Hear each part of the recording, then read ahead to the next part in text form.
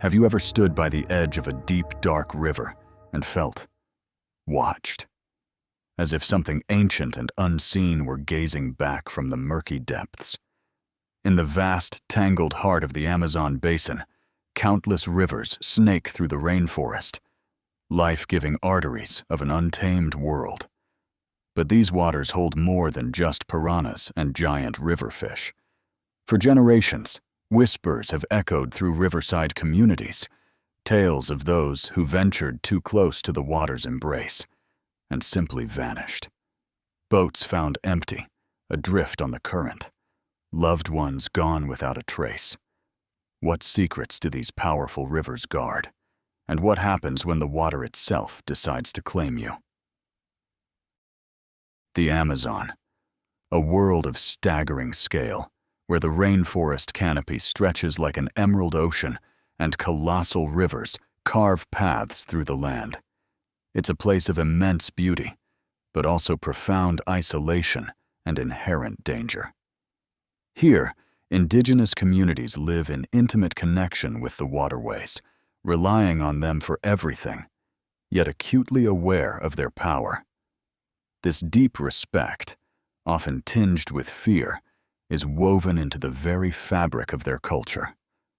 For centuries, long before outsiders mapped the tributaries, these peoples understood the forest and rivers not just as physical spaces, but as realms inhabited by powerful spirits. Among the most enduring and unsettling of these beliefs, passed down through countless generations in hushed tones and cautionary tales, is the legend of the Yacuruna. The name itself, derived from the Quechua words yacu, for water, and runa for man, translates chillingly to the water people. It's a name spoken with caution, a reminder of a presence lurking just beneath the surface, deeply embedded in the history and spiritual landscape of the Amazon. Who or what are the Yacuruna? The descriptions vary, fragmented pieces of a terrifying puzzle. Many accounts describe beings disturbingly human-like, but fundamentally wrong. Hairy, they say, with deformed feet. But the most unnerving detail, repeated time and again, is their heads, twisted completely around, facing backward. Imagine encountering such figures emerging from the water, their gaze fixed behind them as they move towards you. Illustrations often depict them riding black caimans, sometimes accompanied by giant serpents, masters of the river's deadliest predators. They are said to be powerful water spirits, perhaps even gods of the aquatic realm, sleeping by day in the deepest riverbeds with a single eye always open, roaming the waterways under the cover of night. They command the creatures of the Amazonian waters, but their most feared ability is shapeshifting. Legends claim the Yacaruna can transform into an alluringly handsome man, or sometimes a beautiful woman, using irresistible charm to lure unsuspecting humans to their doom. Others speak of them taking the form of the Amazon River dolphin, strangely drawn to women, particularly near the water's edge. They are guardians to some, dangerous abductors to most, dwelling in magnificent underwater cities, surreal reflections of human settlements, built from crystal, shimmering fish scales, and iridescent pearls, hidden at river mouths or in the abyssal depths of lakes. Places of impossible beauty, yet nightmarish prisons. Long before the disappearances, the Yacuruna's presence might be felt in more subtle ways. Tools left by the riverbank vanish overnight. Strange, unnatural ripples disturb the water's surface when no creature is visible. A sudden, bone-chilling coldness descends near the water, even on a humid night. And then there's that feeling, that persistent, prickling sense of being watched from the impenetrable shadows beneath the water. Consider the fisherman, alone on the river as dusk settles.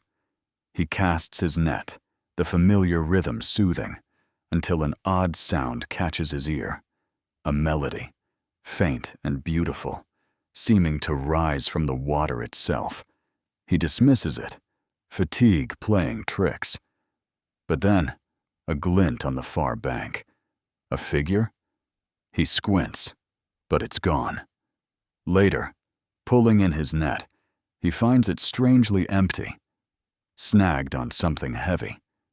As he hauls it closer, a single, oddly shaped footprint marks the muddy bank where he thought he saw the figure, a print pointing away from the water. He feels a sudden, overwhelming urge to flee, a cold dread washing over him that has nothing to do with the night air.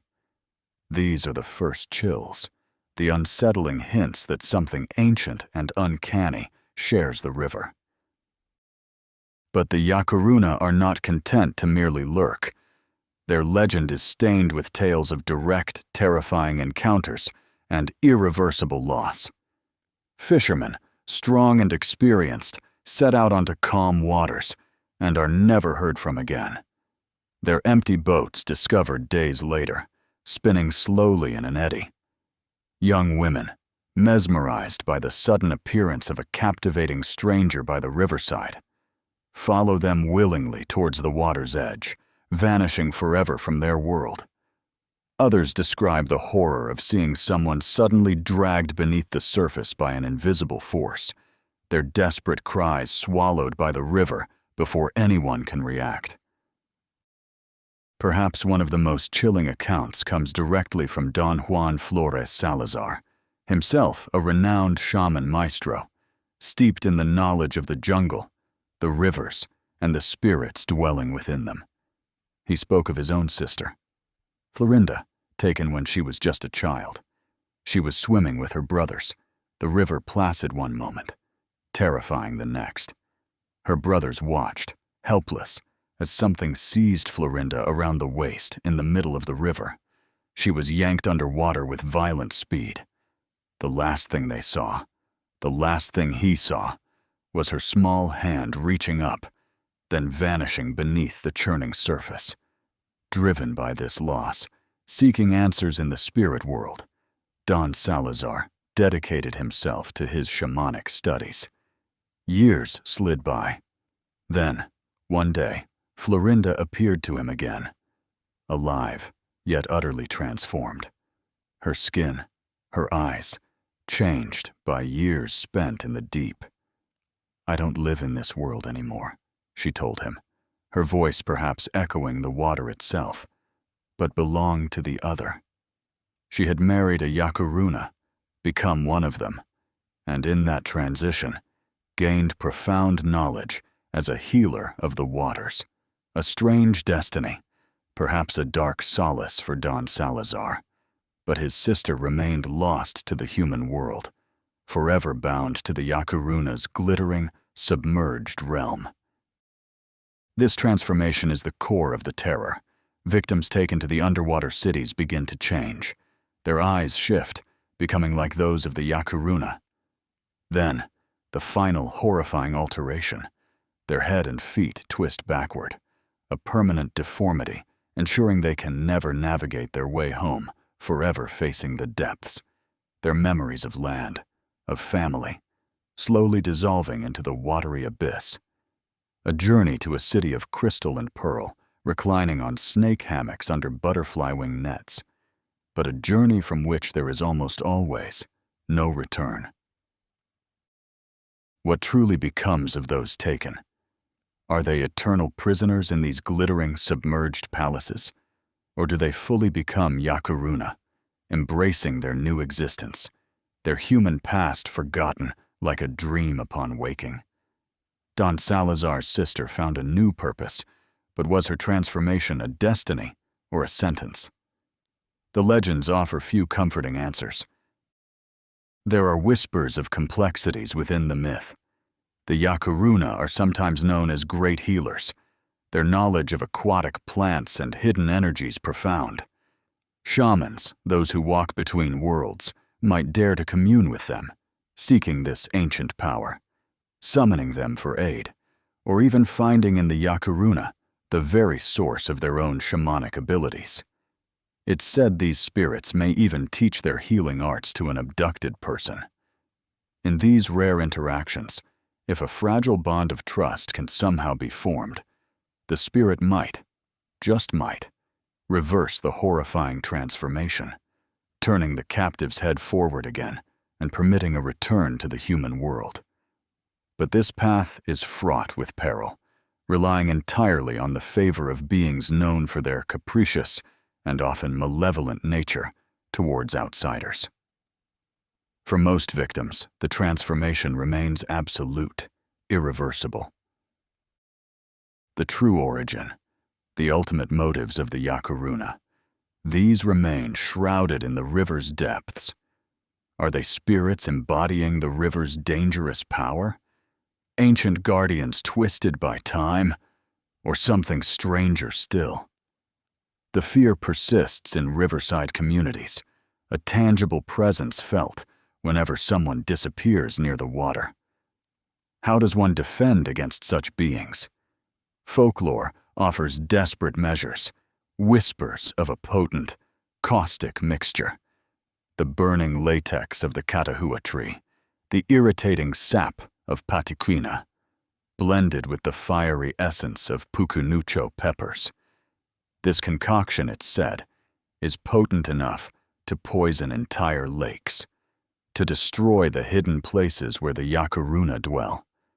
A scorched earth tactic against an otherworldly threat, born from fear and the desperate need for protection.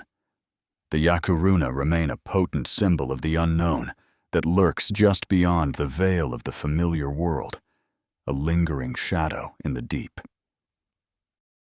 The Amazon flows on, its currents carrying silt, life, and secrets.